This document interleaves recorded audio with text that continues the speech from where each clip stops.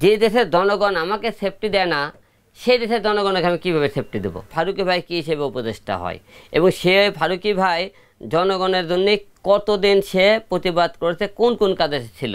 আমাকে বিভিন্ন জেলা থেকে ফোন করতেছে যে তারা উপদেষ্টা হিসেবে হিরো আলমকে দেখতে চায়। আপনার বিশ্বাসযোগ্য কারণ না হয় আমার ফোনটা আপনারা যারা গণমাধ্যম আছেন কি, অথবা যাদের বিশ্বাস না হয় ফোনটা আপনারা আমার দেয়া একদিন নিয়ে যায়, অথবা আমার কাছে আপনারা 2-1 ঘন্টা বসে থাকবেন যে আমার হোয়াটসঅ্যাপে মেসেঞ্জারে ফোনে অহরহ কল আসতেছে কি না, যে ভাই আপনি দেশের জন্য এত কিছু করলেন, যে আপনি তো আন্দোলনে ছিলেন, যে কোনো অন্যায় অত্যাচার প্রতিবাদ করছে, আপনি কয়বার মায়েরও খেলেন, দেশের জন্য তো আপনি শ্রম দিয়েছেন, তাহলে যারা শ্রম না দিয়ে দিলে উপদেষ্টা হতে পারে তা আপনি কেন হতে পারবেন না?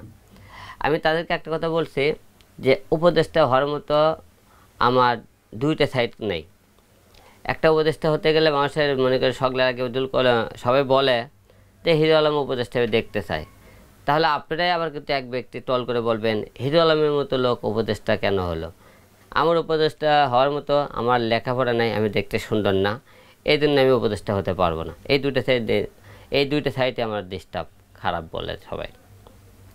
তাছাড়া আপনি অন্যায়ের প্রতিবাদ বলেন, হিরো আলম প্রতিবাদ করতে পারে, মানুষের যে কোনো বিপদ হলে পাশে দাঁড়াতে পারে।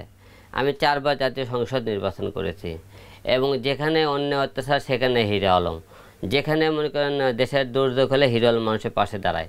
তাহলে সব কিছুর বিষয়ে হিরো আলমের একটু হলেও, আর হিরো আলমের তুলে একটু হলেও জনপ্রিয়তা না থাকায় তাহলে হিরো আলম মানুষ এত ভালোবাসতো না, এত ইয়ে করে। এক শ্রেণীর লোক হয়তো আমাকে দেখতে পেতো না, সব লোক যে আমাকে ভালোবাসবে তার কোনো শিওর নেই। কিন্তু আমরা মনে করেছিলাম যে আওয়ামী লীগও নেয়, বিএনপিও নেয়, মধ্যস্তরে দিলে একটা কোনো সরকারকে আমরা দেশটা দিতে পারি, কেমন পরিবর্তন কিছু পাওয়া যায় কিনা। এই সরকার আসার পরে দেখেন আমাদের সামান্য খাদ্য যে দাম সেটাই এখনও পরিবর্তন করতে পারেনি। তারপরে মনে করেন সামনে আমাদের এখন পর্যন্ত মানুষের কর্মের ব্যবস্থা বলেন, তারপরে মনে করেন যেখানে ব্যবসা বাণিজ্য একটু উন্নত বলেন, কোনো কিছুর আমরা এখনও পরিবর্তন পাইনি। এই সরকার আসার পর থেকে কাকে উপদেষ্টা বানাবে, কাকে মনে করেন হলে যে কোন চেয়ারে বসাবে, কীভাবে মনে করেন হলে যে মানুষের দল পরিবর্তন করা যায়, এগুলো নিয়ে তারা ব্যস্ত হয়ে পড়ছে। আমরা তো দেখলাম না যে দেশের একটা এই যে গত 3 মাস ধরে আসার পরে একটা কোনো উন্নয়নমূলক কোনো কাজ দেখছি আমরা পাইনি। কারণ তারা তাদের প্রতিটা লোকই তাদের গদিটা বাঁচাবে কীভাবে সেটা নিয়ে ব্যস্ত। 3 মাসে তো আমরা একটা হলেও পরিবর্তন পাবো, একটা পরিবর্তন করে। ধরেন 3 মাস অন্তর খাদ্যর দামের একটা স্থিরতা নিয়ে আসেন, এটা তো একটু কমানোর আপনি এইটা একটা ব্যবস্থা আনতে পারতেন। একটা খাদ্যর অন্তর ছোটো, এই জিনিসটা একটা পরিবর্তন পাইলাম না। একটা জিনিসও তো পরিবর্তন পারে যে এই দেশটা আমাদের পরিবর্তন করছে 3 মাসের ভিতরে। যেহেতু রাজনীতি ইস্তফা দিয়েছি, আমি রাজনীতি আর করবো না, তাই উপদেষ্টা হওয়ার মতো কোনো চিন্তা ভাবনা আমি করি না, আমি উপদেষ্টা হতেও চাই না। আর মনে করেন ঘাটতি বলতে কি, যারা মনে করেন একটা চেয়ারে বসায়, যেমন ধরেন যারা এখন ছাত্ররা মনে করেন যারা এখন আন্দোলন যারা করে এখন বর্তমান দেশ চালাইতেছেন, তারা কিন্তু ছাত্র ছিল, যারা এখন তাদের কিন্তু দেশ চালানোর মতো কোনো অভিজ্ঞতাই নেই। এরা যখন একটা চেয়ারে বসার পরে কিন্তু তাদেরকে ফাইল যখন তাদের সামনে আসছে, স্যার এই জায়গাতে এই সমস্যা, কিন্তু সে কিন্তু তখন কিন্তু এই জিনিসটা দেখতেছে। তাই আমরা যখন একটা জিনিসের দায়িত্ব পাবো, আমরা কিন্তু সেই টাইমে দেখবো যে কোনটা আগে জরুরি দরকার করা, আমরা কিন্তু ওইটাই আগে করব। যেহেতু আমি ওই চেয়ারে বসিনি যে আমি ভোটের আগে অনেক নেতারা বড় বড় কথা বলে একটা জনগণকে ভোট নেয়, একটা আশা দেয়, সে আশা আমি দিতে পারবো না। আমি ওখানে আসার পরে বলতে পারবো যে আমি এই জায়গাটা কী কাজ করলে আমার পরিবর্তন আসতে পারে। এই সময় আমি রাজনীতি কেন ছাড়লাম, রাজনীতি ছাড়ার মধ্যে অনেক কটা কারণ আছে। একটা কারণ, আমি রাজনীতিতে দেখলাম যোগ বিয়োগ আপনি হিসাব করে দেখলাম যে অঙ্কে 0 আসে আমার কাছে। 0 কেমন করে আসে, যখন আওয়ামী লীগ সরকার ক্ষমতাতে আছে তখন কি করলো, বিএনপি যারা আছে তাদেরকে পিটানো হইতেছে, তারা যারকে মনে করে সম্পত্তি সব লুটপাট করে খাওয়া হইতেছে। যখন মনে করেন আওয়ামী লীগ বিএনপি ক্ষমতা মানে আওয়ামী লীগ ক্ষমতাতে আসলো, আওয়ামী লীগ কী করলো, বিএনপি সমস্ত এলাকার মুখে লুটে পেটে খাইতেছে, আওয়ামী লীগ মুখে লুটে পেটে খাইতেছে। বাদ বেগে দেখছে তারা লুটে পেটে খাই যে সম্পদটা গড়লো, সম্পদটা তারা মনে করেন পরে যে দল আসলো সে ছিনিয়ে নিয়ে গেলো, বাদ বেগে সময়টা কী করলো, তার জেলখানা মনে করে নিয়ে গেল, হয় তার মৃত্যু অথবা জেলখানা, তার সারা জীবন আপনি সম্পদ করতে আপনি গরিবের টাকা রক্ত ঘামের টাকা ব্যাংক ব্যালেন্স করে নিজেও খাইতে পারলেন না, বাকি বেশি সময়টা কী করলেন জেলখানাত রাখলেন। কারণ মানুষের ভিতরে এই সততাটা নাই। সেই হিসেবে দেখলাম নির্বাচনে এখন বর্তমানে ক্ষেত্রে, কারণ আওয়ামী লীগ সরকার থাকাকালীন আমি 4 বার মনে করেন জাতীয় সংসদ নির্বাচন করে 2 বার পাশ করি, আমাকে কিন্তু তারা ক্ষমতা দেয়নি। কারণ হিরো আলম রাজনীতি বেমানান, হিরো আলম রাজনীতি করার যোগ্যতা নেই। অনেক সুশীল সমাজের লোকেরা এই কথা বলে যে জায়গাতে আমার যোগ্যতা নেই সে জায়গাতে আমি রাজনীতি কেন করব। গেল যে দেশের আমি রাজনীতি করছি কার জন্য? জনগণের জন্য। যে দেশের জনগণের সামনে আমাকে পিটানো হয়, ধরেন আমাকে 8-10 জন লোক পিটাইতেছে, সেখানে আমার সামনে দাঁড়াচ্ছে 400 লোক। 400 লোক দাঁড়িয়ে থাকে, আমাকে 8-10 জন লোক একজন না ঠেকায় আমি আজকে মার খাচ্ছি কার জন্যে? জনগণের জন্য। আজকে আমাকে কিন্তু মার খাওয়া লাগছে জনগণের জন্যে, কিন্তু আজকে আমি দেশের এত আন্দোলন করছি কার জন্য? জনগণের। যে দেশের জনগণ আমাকে সেফটি দেয় না সেই দেশের জনগণকে আমি কীভাবে সেফটি দেবো? জনগণের জন্য কেন এত কাজ করব? কারণ জনগণ এখন আওয়ামী লীগ যতদিন ক্ষমতা ছিল, আপনি দেশের আপনি এমপি হতে পারবেন 2টা পদ থাকলে। একটা আওয়ামী লীগ সরকার দল ক্ষমতা থাকে, আপনি নৌকলে ভোট করেন পাস করতে পারবেন। বিএনপি সরকার তখন আপনি আসবে, তখন ধানের শীষ লেভেল ভোট করেন আপনি আসতে পারবেন। এছাড়া জীবনে আপনি রাজনীতির সফলতার কোনো আমি রাস্তায় দেখি না সামনে।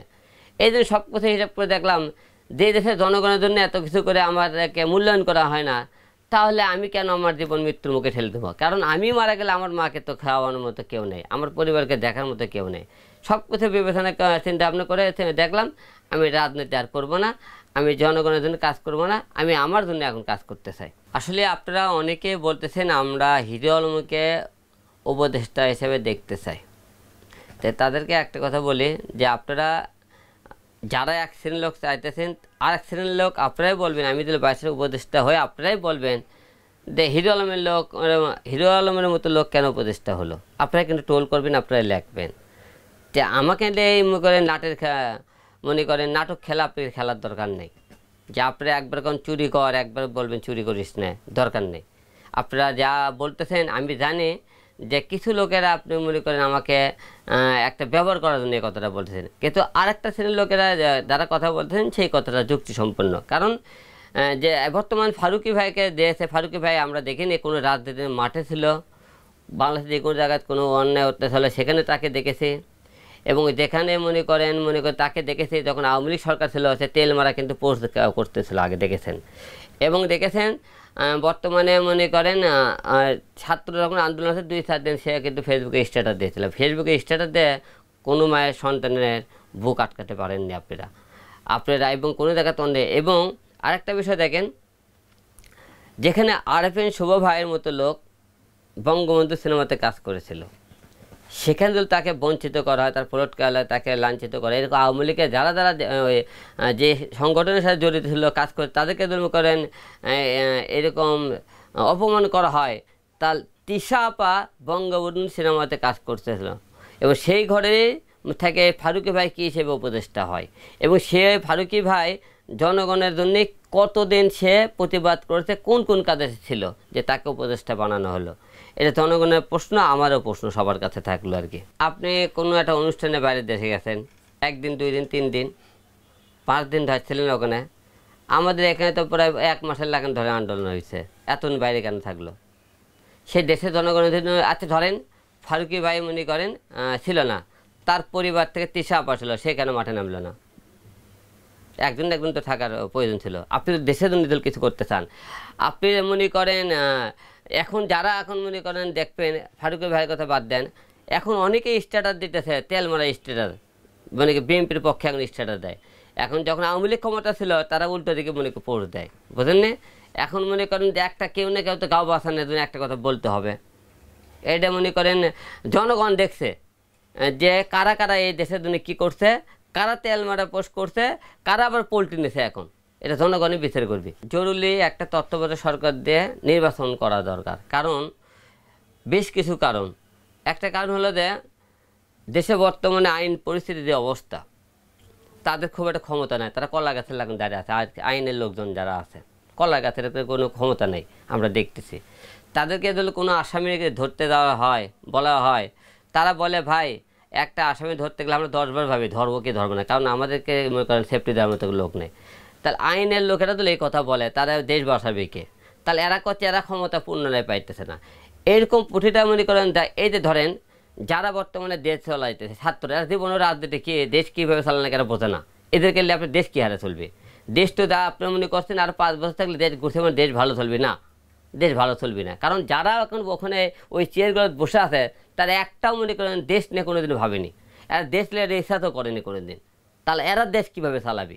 তা দেশ চালাতে গেলে অবশ্যই আপনার নির্বাচন দরকার, কঠোরভাবে মনে করেন আমাদের আইন দরকার, তাহলে দেশ ভালো করে চলতে পারে। আপনি যতটাই আপনি পরিবর্তন করে দেশ আপনি নির্বাচন দেন না কেন, আওয়ামী লীগ মনে করেন কিছু লোকের চোখ খুলে দিয়ে গেছে যে নির্বাচন কী হারে করতে হয়, কীভাবে ব্যালট পেপার ছিনে নেওয়া হয়, কীভাবে চোরকে সিল মারা হয়, কীভাবে ভোট দখল করতে হয়, শিখে গেছে। কিন্তু এরাও তো যেরকম করে তারা কিন্তু এরকম কিন্তু এরাও মনে করি ভোট করে। কারণ এটি 2-3টে প্রমাণ নেন।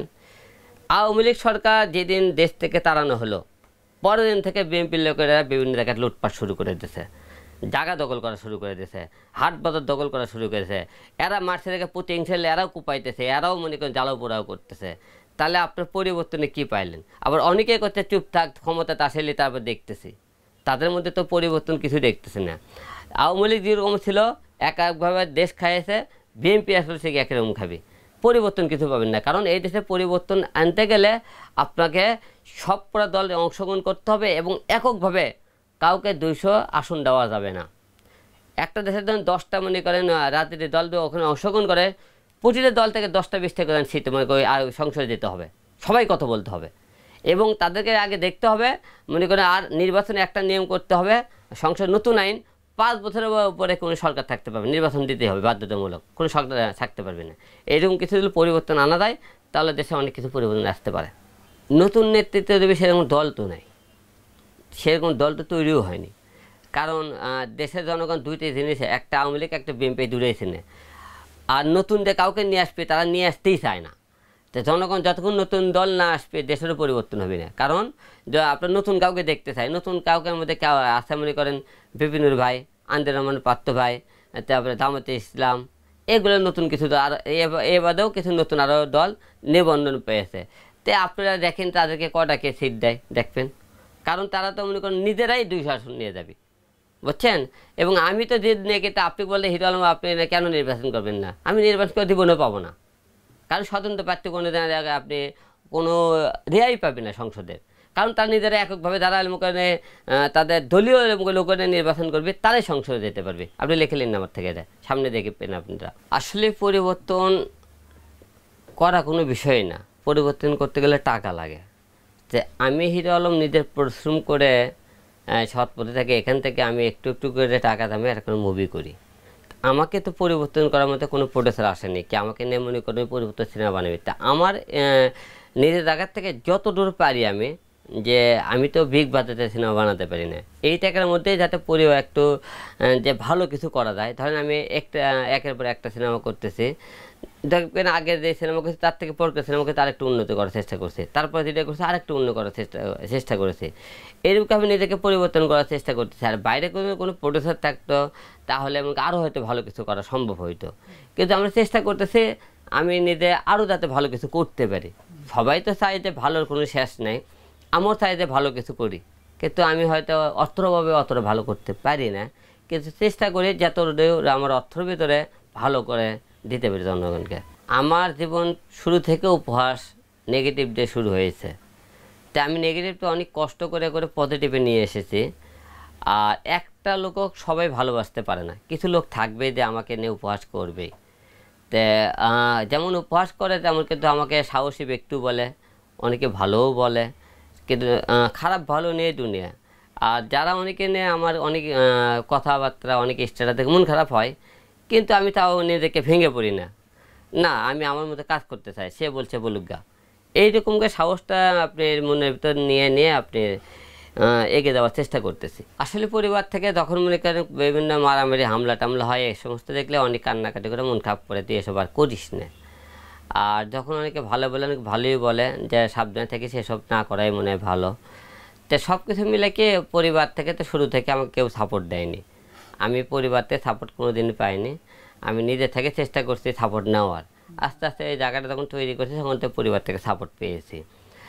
আর এসব তো মনে করেন থাকবেই, নেগেটিভ পজিটিভ থাকবে, এটা পরিবার থেকেও তাদের মনে করেন আস্তে আস্তে সহ্য হয়ে গেছে। তাদের প্রতিক্রিয়া অনেক ভালো, যে অনেক বড় বড় এমপি মন্ত্রী দেখছি যে স্টার দেখে তারা আমাদের কাছে আসেনি, তা তুমি আমাদের কাছে এসেছো বাবা, দোয়া করে তুমি আরও বড় হও, এই মানুষের দোয়াটা নিয়ে খেলে চলে আসি আমি। রাকি শান্তদের সাথে যে কাজের কথা ছিল আরাফ খানের বিষয়টা নিয়ে, আর ওটা প্রডিউসার ছিল।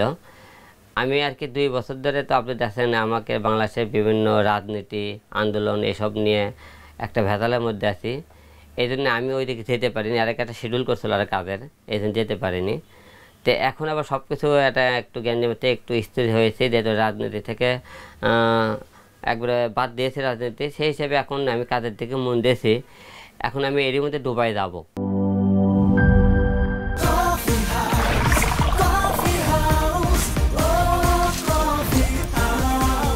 কফি হাউস, প্রতি চুমুকে আড্ডা জমে।